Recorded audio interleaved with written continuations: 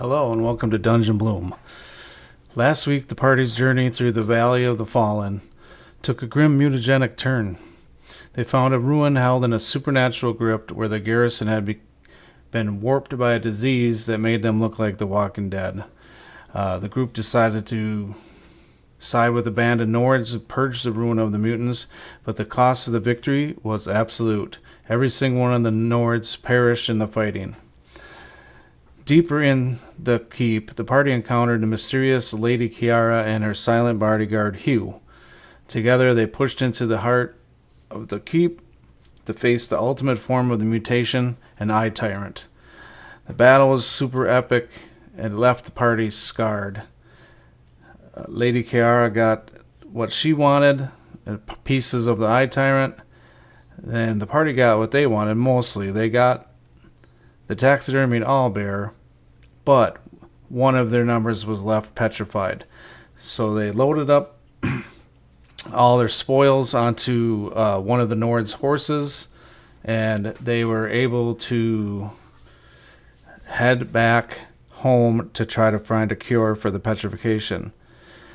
That's what we're going to be doing this week. The healer is going to send them on a quest, and we're going to find out what quest just in a moment. Let's see what the dice decide to build today. Okay, so today I'm going to mostly rely on the Solo Dark, I'm going to be the Shadow Dark core book. We'll use the Solo Dark Oracle if it becomes necessary. Kind of don't have a lot of ideas now, so I'm going to basically be depending on my tools. And first, right off the bat, we're going to start off with, I know I want to have a quest, so we're going to start off, what kind of quest are we going to do? So we're going to take a d20, we're going to roll that 3 times on the adventure table in Shadow Dark, and create a quest. So first, 18, escort. Escort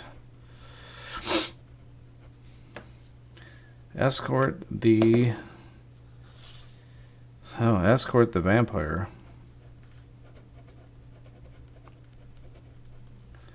Okay. And what does the vampire do in the Mirkwood? Escort the vampire in the Mirkwood. Okay, I think they're not going to know that they're escorting a vampire. They're going to be given a box that is chained, closed, and it's going to be most obviously coffin-sized.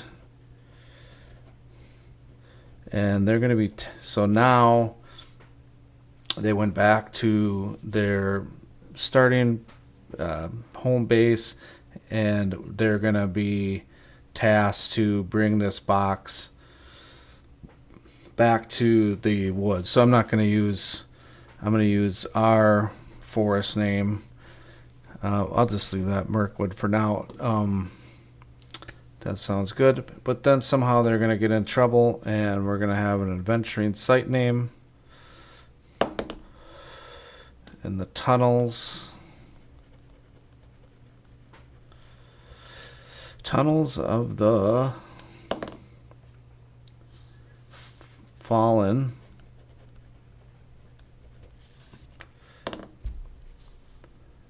Borderlands.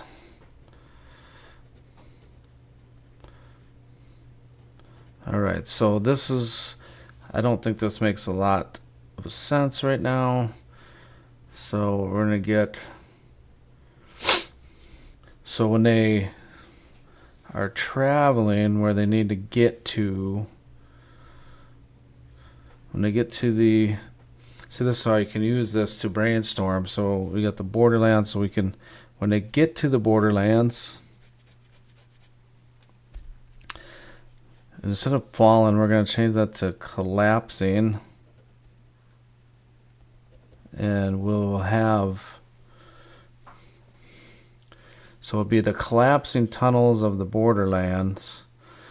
So when they get to the edge of the forest, we're going to have some sort of tunnel collapse where they're going to go into a dungeon now. And before we even get in there, we're going to ask the Oracle, was this collapsing of the tunnels, was it purposeful?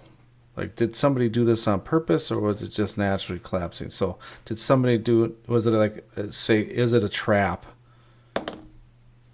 It is a trap, but it's an odd number. So we're going to say it's a trap, but it's a trap, but it wasn't meant for them.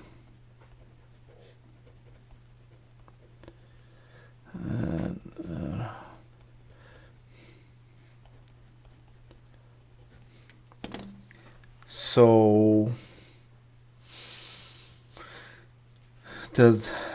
do the perpetrator or perpetrators of the trap know about the vampire?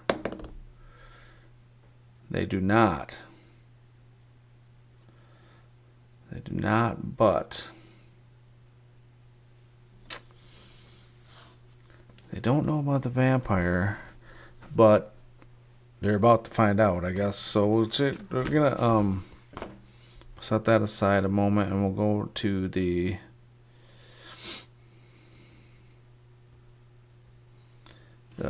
maps, and we'll figure out what we're gonna build here.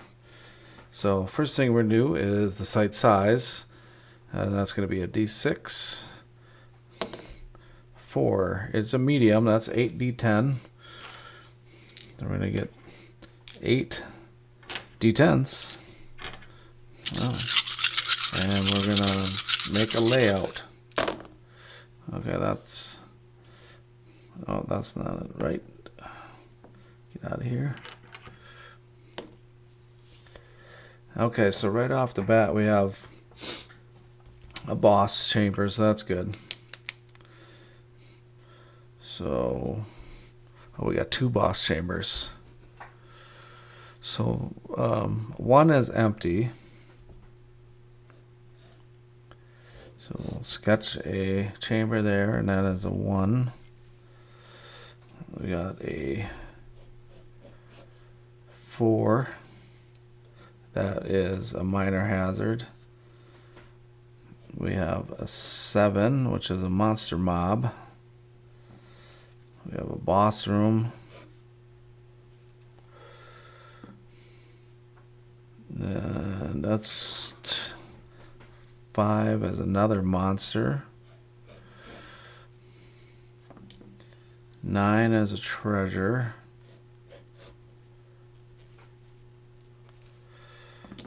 Another empty room. And another boss chamber.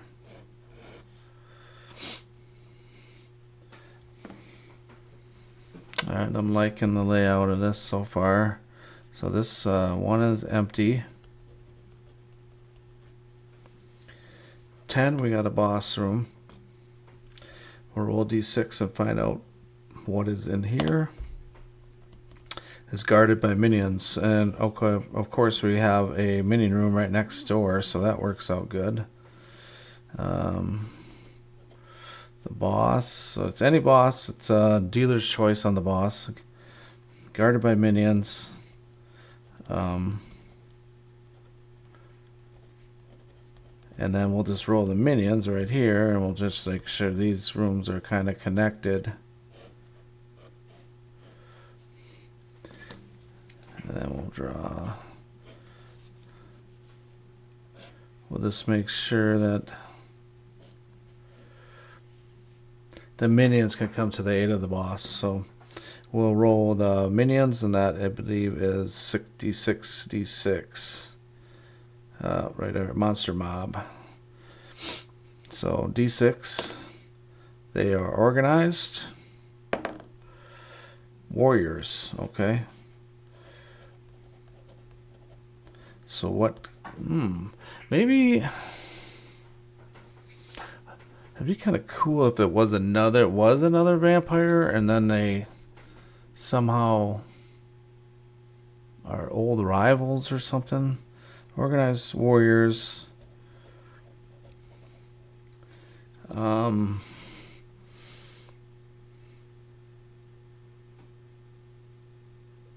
Let's get a different. Let's see. I'm gonna try to roll for the boss monster again, just to see if there's something else that kind of gets any. He's a religious leader. Okay.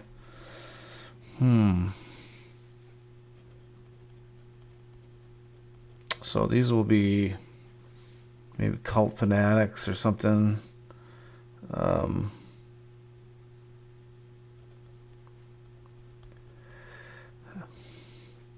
Okay, so that's good. 4.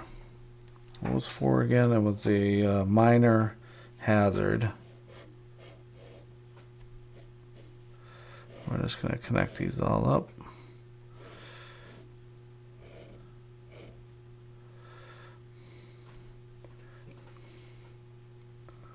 Minor.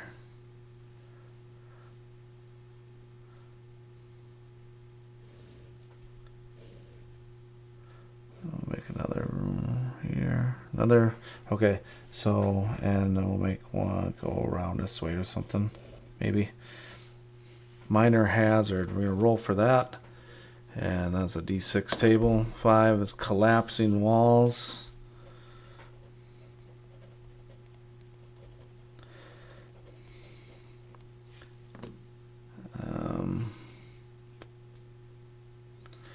9, a treasure room. So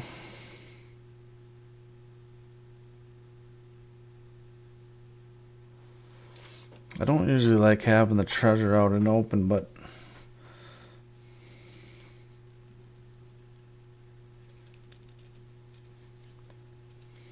so we'll cut those ones off and we'll run that to the boss room.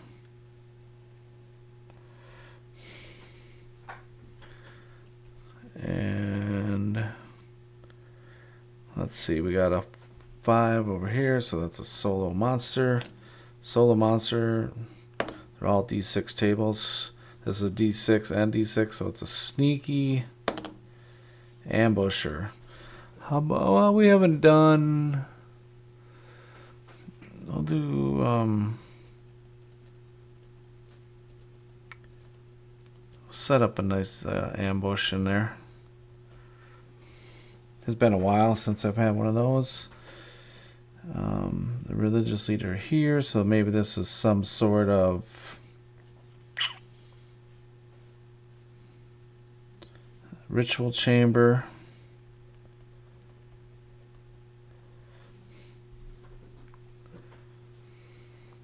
This is, well, this will be like deteriorating, like it's an older part.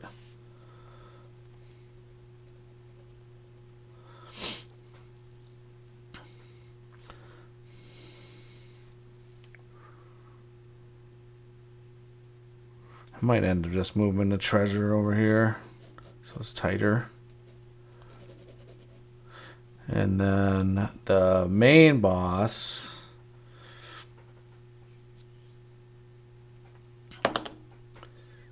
oh, is a supreme sorcerer.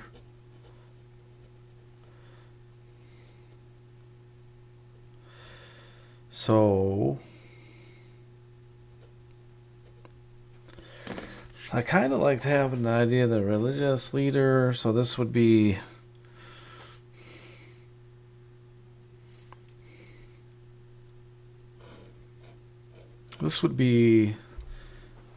should it be the like cult leader, or maybe I'd make him some sort of like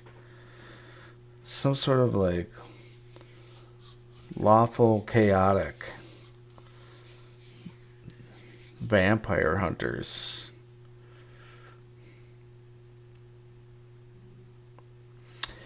Or maybe that's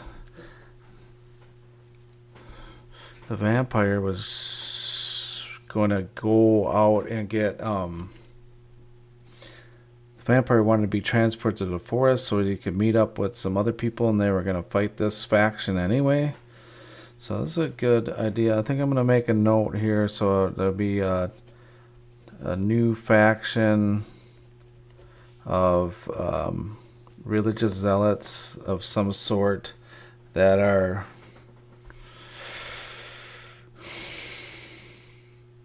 maybe they sprung up because of the undead in the southwest, the undead menace of that I had talked about previously, when there was a spell gone wrong, an immortality spell gone wrong, and now there's a bunch of undead. So this may be some kind of religious order that sprung up.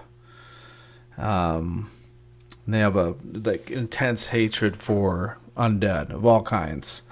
So that's good. I think we got something going here. I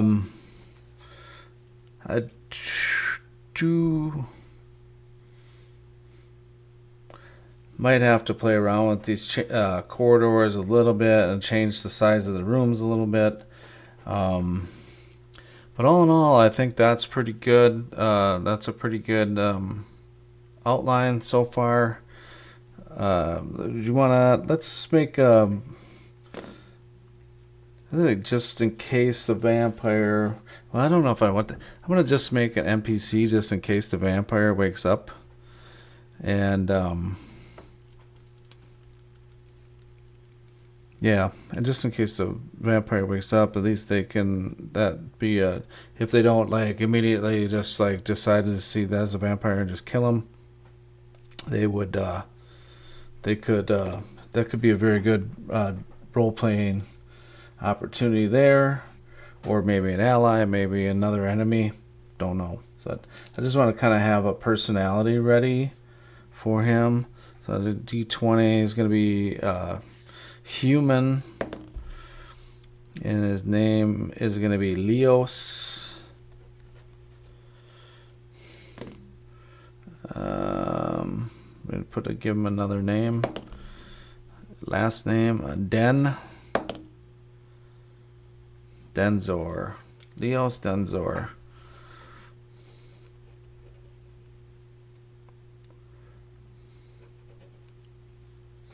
Yeah, I think that's good, and we're gonna say, let's give him a name here. Let's see if anything cool comes up on names.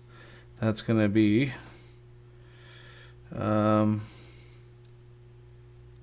D4 for the cunning. The cunning tree speaker. I'll just stick with the cunning. And he is going to have the stats of a vampire. That's going to make a little personality. I'm